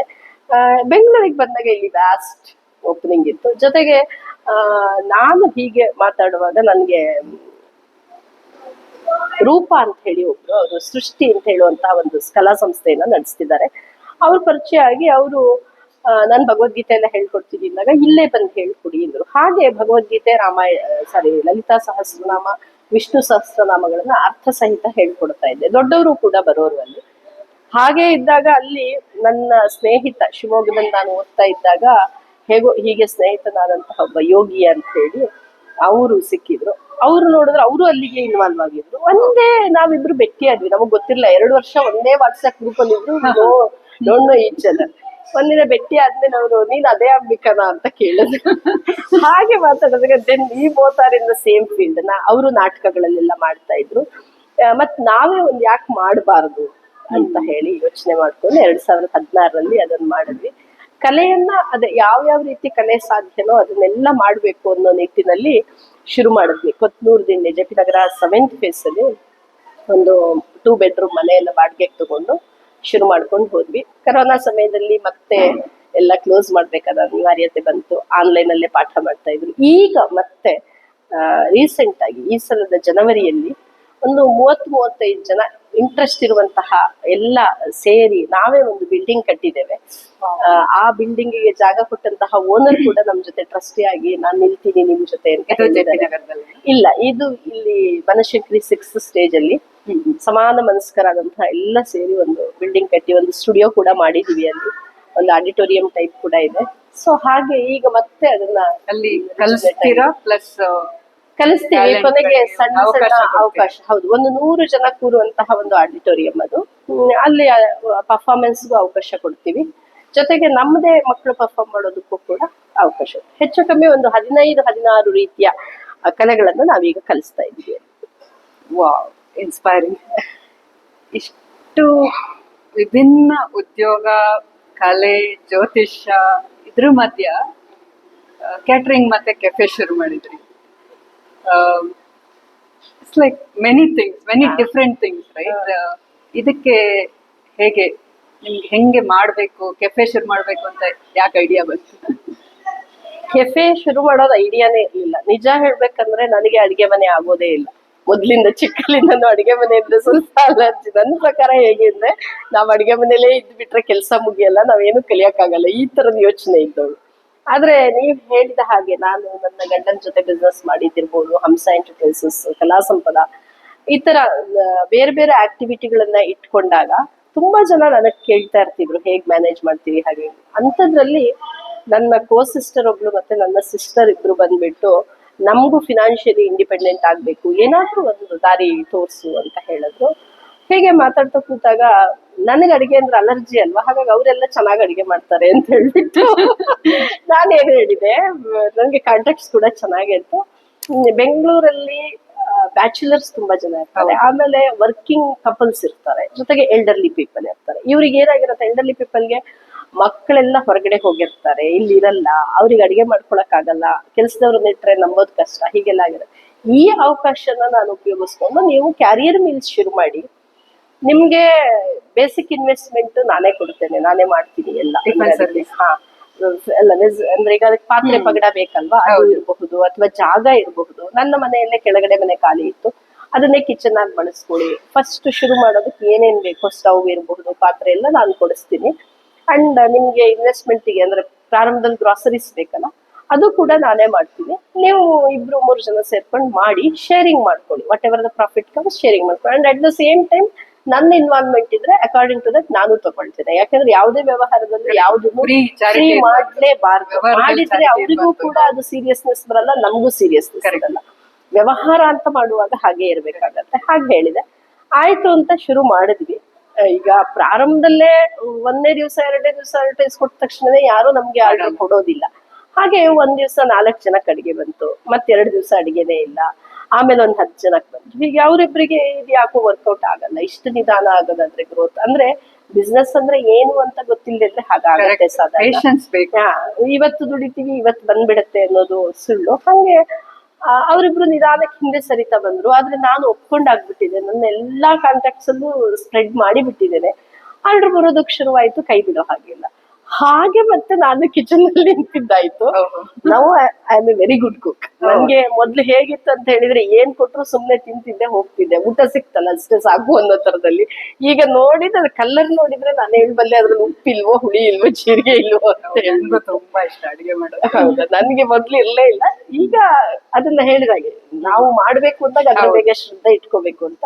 ಈಗ ಹಾಗೆ ಮಾಡ್ತಾ ಮಾಡ್ತಾ ನನಗೆ ಅಡಿಗೆ ಮಾಡೋಕೆ ಬರಲ್ಲ ಅಂದೋಳು. ಮನೆ ನಮ್ಮೂರಿನ ಅಡಿಗೆ ಏನೋ ಒಂದಷ್ಟು ಬರ್ತಿತ್ತು, ಬಟ್ ಕಸ್ಟಮರ್ಗೋಸ್ಕರ ಅವ್ರು ಏನ್ ಮಾಡಿದ್ರು, ಅರೆ ನೀವು ಇಷ್ಟು ಚೆನ್ನಾಗಿ ಸೌತ್ ಇಂಡಿಯನ್ ಅಡಿಗೆ ಮಾಡ್ತೀರಾ, ಯಾಕೆ ನೀವು ಪರಾಟ ಟ್ರೈ ಮಾಡ್ಬಾರ್ದು?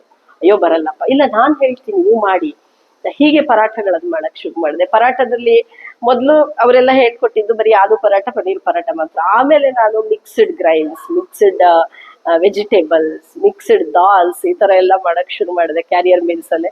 Every one like that. ಹಾಗೆ ನಾರ್ತ್ ಇಂಡಿಯನ್ ರೈಸ್ ಐಟಮ್ಗಳನ್ನ ಕಲಿತೆ. ಸ್ವೀಟ್ಗಳು ಮಾಡೋದು ನಮ್ಮ ಅಮ್ಮ ತುಂಬಾ ಚೆನ್ನಾಗಿ ಮಾಡ್ತಿದ್ರು, ಅದನ್ನ ನೋಡ್ತಿದ್ದೆ ಅಷ್ಟೇ, ಅದನ್ನು ಕಲಿತೆ. ಒಂದಷ್ಟು ಸ್ವೀಟ್ಗಳನ್ನ ಚೆನ್ನಾಗಿ ಮಾಡಿದ್ಮೇಲೆ ಹೀಗೆ ಶುರುವಾಗ್ತಾ ಆಗ್ತಾ ಒಂದಿನ ನನಗೆ ಒಂದು ಕಾಲ್ ಬರುತ್ತೆ. ನನ್ಗೊಂದು 10-12 ಜನಕ್ಕೆ 1.5 ಗಂಟೆ ಟೈಮ್ ಇದೆ. ಅವ್ರು ಸ್ಪೆಸಿಫಿಕ್ ಆಗಿದ್ರು, ಏನದು ಮಾವಿನಕಾಯಿ ಚಿತ್ರಾನ್ನನೇ ಬೇಕು, ನಿಂಬೆ ಹಣ್ಣು ಸಾರೇ ಬೇಕು, ಅದಕ್ಕೆ ಈರುಳ್ಳಿ ಬೆಳ್ಳುಳ್ಳಿ ಹಾಕ್ಬಾರ್ದು, ನಾವು ಬ್ರಾಹ್ಮಿನ್ಸು. ಆಮೇಲೆ ಇದು ಅಲ್ಸಂಡೆ ಕಾಯಿದೇ ಪಲ್ಯ ಬೇಕು, ಹೀಗೆಲ್ಲ ಕೇಳಿದ್ರು. 1.5 ಗಂಟೆ ಟೈಮ್ ಕೊಟ್ಟಿದ್ದಾರೆ. ನಾನು ಸ್ಟಿಲ್ ಐ ಅಗ್ರೀಡ್, ನಾ ಮಾಡಿಕೊಡ್ತೇನೆ. ಯಾಕೆ ನಂದು ಅವತ್ತಿಂದ ಎಲ್ಲ ಮುಗ್ದೋಗಿತ್ತು. ಒಂದ್ 15-20 ನಿಮಿಷ ವ್ಯತ್ಯಾಸ ಆಗ್ಬೋದು ಸರ್, ಮಾಡ್ತಾನೆ ಕೊಡ್ತೀನಿ ಅಂತ ಹೇಳಿದೆ. ಹಾಗೆ ಉಳಿದವರಿಗೆಲ್ಲ ಕೆಲಸ ಏನೇನ್ ಮಾಡ್ಬೇಕು ಅಂತ ಹೇಳಿದೆ. ನಾವೊಂದು 12 ಜನ ಇದ್ವಿ ಅಷ್ಟೊತ್ತಿಗೆ. ಡೆಲಿವರಿ ಕೂಡ ನಾವೇ ಹೆಣ್ಮಕ್ಳೇ ಕೊಡ್ತಾ ಇದ್ವಿ. ಅದು ಫುಲ್ ಹೆಣ್ಮಕ್ಳ ಟೀಮ್, ಹೆಣ್ಣು ಮಕ್ಳೇ ಇರ್ಲಿಲ್ಲ ಅದ್ರಲ್ಲಿ. ಹಾಗೆ ಡೆಲಿವರಿಯಿಂದ ಹಿಡಿದು ಕುಕಿಂಗ್, ಪಾತ್ರೆ ತೊಳೆಯೋವರೆಗೂ ಎಲ್ಲ ನಾವೇ ಇದ್ವಿ. ನಾನು ಇಮಿಡಿಯೇಟ್ ಅವ್ರಿಗೆ ಹೇಳ್ಬಿಟ್ಟು ನಾನು ಮಾರ್ಕೆಟ್ ಹೊರಟೆ. ಮಾವಿನಕಾಯಿ ಬೇಕು, ಅಲಸಂಡೆ ಬೇಕು, ಪರ್ಟಿಕ್ಯುಲರ್ ಇತ್ತಲ್ಲ. ಹೋದೆ, ನೀವು ಇದು ಉಳಿದಿದ್ದಕ್ಕೆಲ್ಲ ರೆಡಿ ಮಾಡ್ಕೊಳ್ಳಿ, ಹೆಂಗೆ ರೆಡಿ ಮಾಡ್ಕೋಬೇಕು ಅಂತ ಹೇಳ್ಬಿಟ್ಟು ಹೋದೆ, ಎಲ್ಲ ಮಾಡಿದೆ. ಎಲ್ಲ ಸಿಕ್ತು ಅದೃಷ್ಟಕ್ಕೆ. ಮಂಗಳೂರು ಸ್ಟೋರು ಅಥವಾ ಈ ಕೇರಳಿಯನ್ಸ್ ಇರತ್ತಲ್ಲ, ಅಲ್ಲಿದ್ದೇ ಇರುತ್ತೆ. ತಂದೆ. ಅವ್ರಿಗೆ ಆಶ್ಚರ್ಯ, ನಾನು ಹೇಳಿದ ಟೈಮಿಗೆ ಅವ್ರಿಗೆ ಸಪ್ಲೈ ಮಾಡ್ಬಿಟ್ಟೆ. ಇಮಿಡಿಯೇಟ್ಲಿ ಹಿ ಕಾಲ್ಡ್ ಮೀ, ಊಟ ಎಲ್ಲ ಆದ್ಮೇಲೆ, ತುಂಬಾ ಚೆನ್ನಾಗಿತ್ತು ಅಡುಗೆ, ನೀನ್ ಯಾಕೆ ನಮ್ಮ ಬಿಸ್ನೆಸ್ ಗ್ರೂಪ್ ಜೊತೆ ಸೇರಬಾರ್ದು. ಹಾಗೆ ನಾನೊಂದು ಬಿಸ್ನೆಸ್ ಬೈ ಬ್ರಾಹ್ಮಿನ್ಸ್ ಅಂತ ಹೇಳಿ ಆ ಗ್ರೂಪ್ ಅಲ್ಲಿ ಜಾಯಿನ್ ಆದೆ. ಅದ್ರದ್ದು ಮೊದಲನೇ ವರ್ಷದ ಒಂದು ಬಿಸ್ನೆಸ್ ಮೀಟ್ ಇದೇ ಶಂಕರದಲ್ಲಾಯ್ತು. ಆಗ ಮೇಡಮ್ ಅವ್ರ ಪರಿಚಯ ಆಯ್ತು ನನಗೆ. ಅವರು ನನ್ನನ್ನ ಹೀಗೆ ಕೇಳಿದ್ರು, ಏನ್ ಮಾಡ್ತೀರಾ? ರಶ್ಮಿ ಹೆಗ್ಡೆ ಅವರು, ರಶ್ಮಿ ಗೋಪಿ ಹೆಗ್ಡೆ ಅವರು, ಶಂಕರ ಫೌಂಡೇಶನ್ ಅನ್ನ ಅವರು ಭೇಟಿ ಆಯ್ತು. ಏನ್ ಮಾಡ್ತಿದ್ಯಾ ಅಂತೆಲ್ಲ ಕೇಳಿದ್ರು. ಈ ತರ ನಾನು without adulteration food carrier meals ಮಾಡ್ತೇನೆ, ಹೀಗೆ ಸಣ್ಣ ಪುಟ್ಟ ಕ್ಯಾಟ್ರಿಂಗ್ ಕೂಡ ಮಾಡ್ತೇನೆ ಅಂತ ಹೇಳಿದೆ. ಇವರ ಕಸ್ಟಮರ್ ಬೈ ಫೋರ್ಸ್, ಕಸ್ಟಮರ್ ಇಂದ ಫೋರ್ಸ್ ಬರುತ್ತೆ, ಹಾಗಾಗಿ ಮಾಡ್ತೀನಿ ಅಂತ ಹೇಳಿದೆ. ಹಾಗಾದ್ರೆ ನಂದು ಅದೇ ಉದ್ದೇಶ ಇತ್ತು. ಇಲ್ಲೊಂದು ಕೆಫೆಟೇರಿಯಾ ಮಾಡಿದೆ, ಆದ್ರೆ ನನಗ್ ಮಾಡಕ್ ಆಗಲ್ಲ, why can't you do it here ಅಂತ ಕೇಳಿದ್ರು. ಹಾಗೆ ನಾನು ಕೆಫೆಗೆ ಎಂಟರ್ ಆಗಿದ್ದೆ. ಹೌದು. ಅಂದ್ರೆ ನನಗೂ ಆಂಬಿಯನ್ಸ್ ಇಷ್ಟ ಆಯ್ತು, ಯಾಕೆಂದ್ರೆ ನನ್ನ ದೇಸಿ ಒಂದು ವಿಚಾರಗಳಿಗೆ ಸೂಕ್ತವಾದಂತಹ ಸ್ಥಳ ಆಗಿತ್ತು ಇದು. ಹಾಗಾಗಿ ನನಗೂ ಖುಷಿ ಆಯ್ತು. ನೇಮ್ ಹೆಸರು ಎಲಿಫೆಂಟ್ ಹೈ ಕೆಫೆ ಅನ್ನೋದು ಅದ್ರ ಹಿಂದಿನ ರಹಸ್ಯ ತುಂಬಾ ಜನ ಕೇಳ್ತಾರೆ, ಇಷ್ಟು ದೇಸಿ ಇಟ್ಟಿದ್ಯಾ, ಆತರ ವೆಸ್ಟರ್ನ್ ಹೆಸರು ತರ ಇಟ್ಟಿದ್ಯಾ ಅಂತ. ಕರೆಕ್ಟ್. ಎಲಿಫೆಂಟ್ಸ್ ಹೈ ಯಾಕೆ ಅಂತ ಹೇಳಿದ್ರೆ, ಇಲ್ಲಿ ಪ್ಯೂರ್ ವೆಜಿಟೇರಿಯನ್ ನಮ್ಮ ಕೆಫೆಯಲ್ಲಿ ಸಿಗೋದು. ನಿಮ್ಗೆ ಒಂದು ಮೊಟ್ಟೆ ಕೂಡ ಸಿಗೋದಿಲ್ಲ, ನಾವು ಅದನ್ನ ಹಾಕೋದಿಲ್ಲ. ಅಂಡ್ ವೆರಿ ಸಾತ್ವಿಕವಾದಂತಹ ವಾತಾವರಣ ಕೂಡ ಇಲ್ಲಿ. ಆನೆ ಅನ್ನೋದು ಅದೇ ತರದ ಪ್ರಾಣಿ. Correct. Being a pure vegetarian, it is a very strongest and biggest animal ಒಂದಾದ್ರೆ. ಮತ್ತೆ ತುಂಬಾ ಸಾತ್ವಿಕ ಪ್ರಾಣಿ ಅದು. ಜೊತೆಗೆ ಅದು ನಮ್ಮ ಹಾಗೆ ಸಂಘಜೀವಿ, ಒಂಟಿಯಾಗಿ ಬದುಕೋದಕ್ಕೆ ಆನೆಗೆ ಬರೋದಿಲ್ಲ. ತುಂಬಾ ಸೆನ್ಸಿಟಿವ್ ಆಗಿರುವಂತಹ ಪ್ರಾಣಿ ಅದು. ಹಾಗಾಗಿ ನಮ್ಮ ಮನುಷ್ಯರಿಗೆ ಹತ್ತಿರವಾದದ್ದು ಅಂತ ಹೇಳ್ಬಿಟ್ಟು ಎಲಿಫೆಂಟ್ಸ್ ಅಂತ ಇಟ್ಟಿರುವಂತದ್ದು. ಸಖತ್ತಾಗಿದೆ. ಹೈ ಅನ್ನೋದು we want to be high, ಸಾತ್ವಿಕ್ ಹೈ. ಎಕ್ಸಾಕ್ಟ್ಲಿ. ಎಲಿಫೆಂಟ್ ಹೈ ಕೆಫೆದು ವಿಶೇಷತೆಗಳೇನು? ಇಲ್ಲಿ ಹೆಸರು ಹೇಳಿದ್ರಿ, ಮತ್ತೆ ದೇಸಿ ಫುಡ್, ಏನು ಪೆಸ್ಟಿಸೈಡ್ಸ್ ಯೂಸ್ ಮಾಡದೇ ಇರೋದು, ಆರ್ಗ್ಯಾನಿಕ್ ಫುಡ್. ಅದು ಮೆನು ಅಲ್ಲಾಗ್ಲಿ ಅಥವಾ ಕೆಫೆಲ್ಲಾಗ್ಲಿ ನೀವು ಇಷ್ಟವರೆಗೆ ಹೇಳ್ದೇ ಇರೋ ವಿಶೇಷತೆಗಳಿವೆ? ಆರ್ಗ್ಯಾನಿಕ್ ಅನ್ನೋದನ್ನ ನಾನು ಹೇಳೋದಿಲ್ಲ, ಯಾಕೆಂದ್ರೆ ನಾನ್ ತರೋ ಬೇಳೆಕಾಳು ಎಲ್ಲಿಂದ ಬರುತ್ತೆ ಅನ್ನೋದು ನನಗೆ ಗೊತ್ತಿರೋದಿಲ್ಲ. ಬಟ್ ನ್ಯಾಚುರಲಿ ಪ್ರಾಸೆಸ್ಡ್ ಅಂತ ಹೇಳ್ತೀನಿ. ನಾವು ಸಾಮಾನ್ಯವಾಗಿ ಮನೆಯಲ್ಲಿ ಅಮ್ಮ ಅಡಿಗೆ ಮಾಡೋ ಹಾಗೆ ನಾವು ಮಾಡೋದು, ಯಾವುದೇ ವಿಶೇಷತೆ ಇಲ್ಲ. ಸೋಡಾ ಹಾಕೋದಿಲ್ಲ, ಕಲರ್ ಇಲ್ಲ, ಟೇಸ್ಟ್ ಮೇಕರ್ ಇಲ್ಲ, ಈ ತರ. ನಮ್ಮಲ್ಲಿ ವಿಶೇಷತೆ ಏನು ಅಂತ ಹೇಳಿದ್ರೆ, ಸ್ವಲ್ಪ ಅಜ್ಜಿ ಕಾಲದ ತಿಂಡಿಗಳನ್ನ ನಾವು ಡೆಸರ್ಟ್ ಆಗಿ ಕೊಡ್ತೇವೆ. ಲೈಕ್ ರಾಗಿ ಹಲ್ವಾಯಿ, ಗೋಧಿ ಹಲ್ವಾ, ಸಿಹಿಕಾಯಿ ಕಡುಬು, ಗಣೇಶನಿಗೆ ಪ್ರೀತಿಯಾದದ್ದು. ಆಮೇಲೆ ಬಾಳೆಹಣ್ಣಿನ ಹಲ್ವಾ, ಮರ್ತೇ ಬಿಟ್ಟಂತಹ ಅದೆಲ್ಲ ತುಂಬಾ ಚೆನ್ನಾಗಿರತ್ತೆ. ಅದೇ ನಮ್ದು ಡೆಸರ್ಟ್. ನಮ್ದು ಬೇರೆ ಯಾವುದೇ ಡೆಸರ್ಟ್ ಇಲ್ಲ. ಮತ್ತೆ ನಾವು ಸಕ್ಕರೆ ಉಪಯೋಗಿಸೋದೇ ಇಲ್ಲ. ಇನ್ನು ಗೊಜ್ಜವಲಕ್ಕಿ ಎಷ್ಟೋ ಜನ ಮಾಡೋದೇ ಮರ್ತಿರ್ತಾರೆ ಇವತ್ತು. ಅದು ನಮ್ಮ ಬ್ರೇಕ್ಫಾಸ್ಟ್ ಐಟಮ್ ಇರುತ್ತೆ. ಅಕ್ಕಿ ರೊಟ್ಟಿ ನಮ್ದು ತುಂಬಾ ಚೆನ್ನಾಗಿರುತ್ತೆ. ಅಕ್ಕಿ ರೊಟ್ಟಿ ಅಂದ್ರೆ ಮನೆಯಲ್ಲಿ ಹಿಂದೆ ಮಾಡ್ತಿದ್ರಲ್ಲ ಹಾಗೆ. ಈಗ ಹೋಟೆಲ್ಗಳಲ್ಲಿ ಅಂದ್ರೆ ತಣ್ಣೀರ್ ಹಾಕಿ ಕಲಸಿ ಸುಮ್ನೆ ತಟ್ಟಿ ಕೊಡ್ತಾರೆ, ಆ ರೀತಿ ಇರೋದಿಲ್ಲ, ನಮ್ಗೆ ಸ್ಮೂತ್ ಆಗಿ ಇರುವಂತದ್ದು. ಆಮೇಲೆ ಪಡ್ಡು ಇರಬಹುದು, ನೀರ್ ದೋಸೆಗೆ ಈಗ ಕೋಸ್ಟಲ್ ಸೈಡ್ ಹೋದ್ರೆ, ಕರಾವಳಿ ತೀರಕ್ಕೆ ಹೋದಾಗ ನಿಮ್ಗೆ ಕಾಯಿ ಹಾಲು ಗಸಿ ಅಂತ ಕೊಡ್ತಾರೆ, ಕಾಯಿ ಕಾಯಿ ಹಾಲು ಹಾಲು, ಮತ್ತೆ ಗಸಿ ಎಲ್ಲ ಕೊಡ್ತಾರೆ.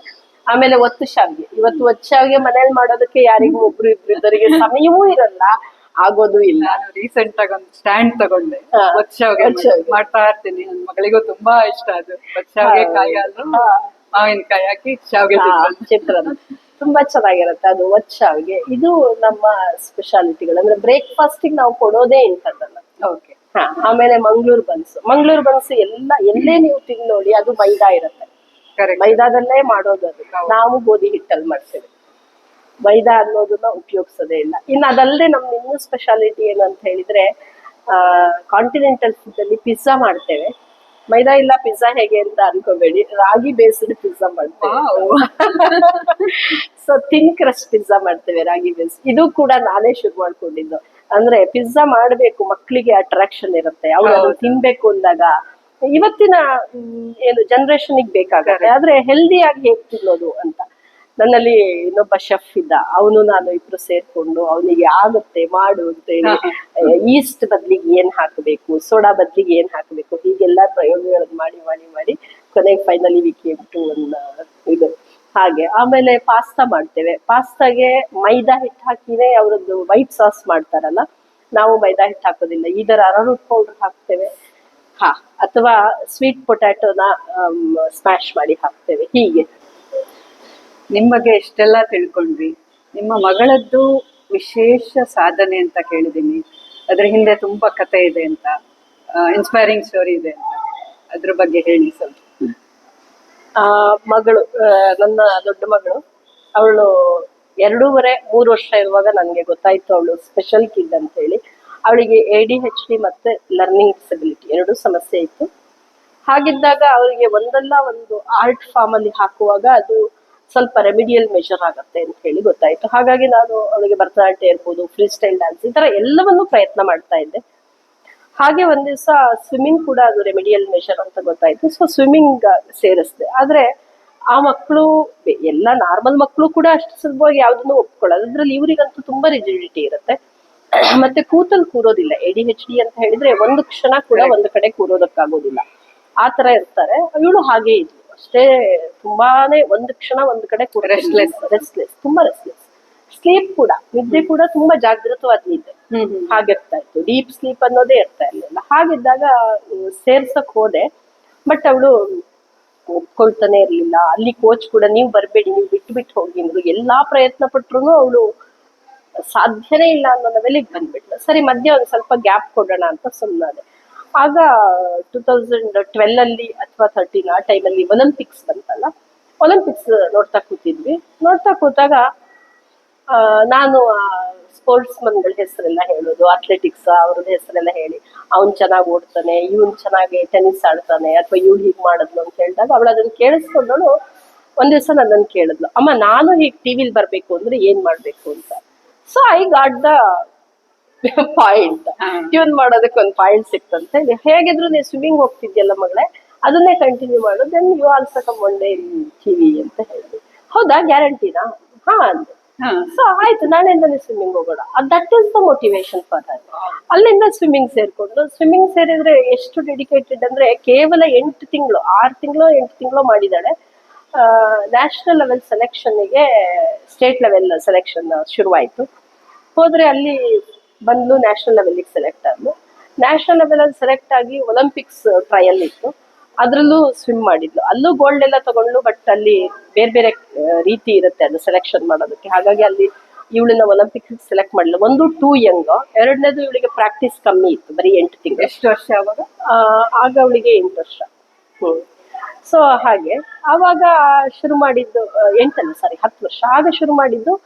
ಅಲ್ಲಿ ನನ್ಗೆ ಬಂದಂತಹ ನ್ಯಾಷನಲ್ ಲೆವೆಲ್ ಕೋಚಸ್ ಅವರು ಇವರೆಲ್ಲ ಹೇಳಿದ್ರು, ಇವಳದು ಸ್ಟ್ರೋಕ್ ಎಲ್ಲ ತುಂಬಾ ಚೆನ್ನಾಗಿದೆ, ನೀವು ಇದ್ರಲ್ಲಿ ಮುಂದುವರಿಸಿ ಅವಳನ್ನ. ಹಾಗೆ ಹೋಗ್ತಾ ಹೋಗ್ತಾ ಮತ್ತೆ 1 ವರ್ಷ ಪ್ರಾಕ್ಟೀಸ್ ಆಯ್ತು. ಇಂದೋರ್ ಅಲ್ಲಿ ಒಂದು ನ್ಯಾಷನಲ್ ಲೆವೆಲ್ ಚಾಂಪಿಯನ್ಶಿಪ್ ನಡೀತು. ಆಗ ಇವ್ರಿಗೆ ಪಾರ್ಟಿಸಿಪೇಟ್ ಮಾಡಕ್ 2 ಇವೆಂಟ್ ಇರೋದು. 2 ಇವೆಂಟ್ ಅಲ್ಲೂ ಇವಳು ಗೋಲ್ಡ್ ಮೆಡಲ್ ತಗೊಂಡ್ಲು.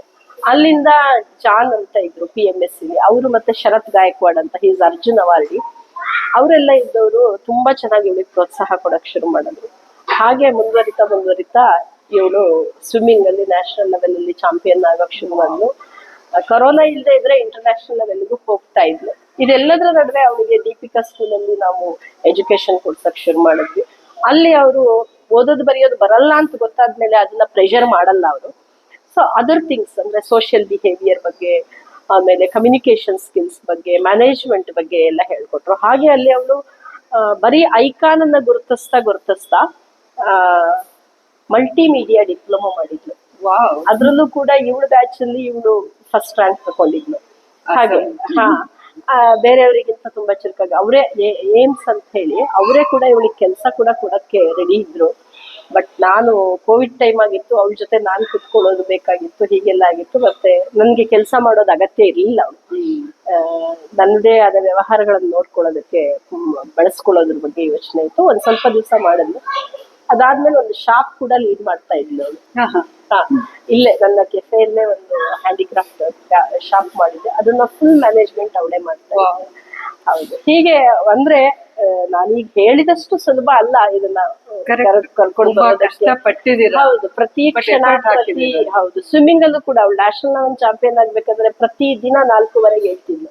ಎದ್ರೆ 5 ಗಂಟೆಗೆ ಸ್ವಿಮ್ಮಿಂಗ್ ಪೂಲ್, 5 ಗಂಟೆಯಿಂದ ಚಳಿ ಇರ್ಲಿ ಮಳೆ ಇರ್ಲಿ ಏನಿದ್ರು ಅದು ರುಟೀನ್ ಇತ್ತು. ಹಾಗೆ 5 ಗಂಟೆಯಿಂದ ಅವಳು ಸ್ವಿಮ್ಮಿಂಗ್ ಪೂಲ್ ಅಂದ್ರೆ 7-7:30ವರೆಗೆ ಇರೋಳು.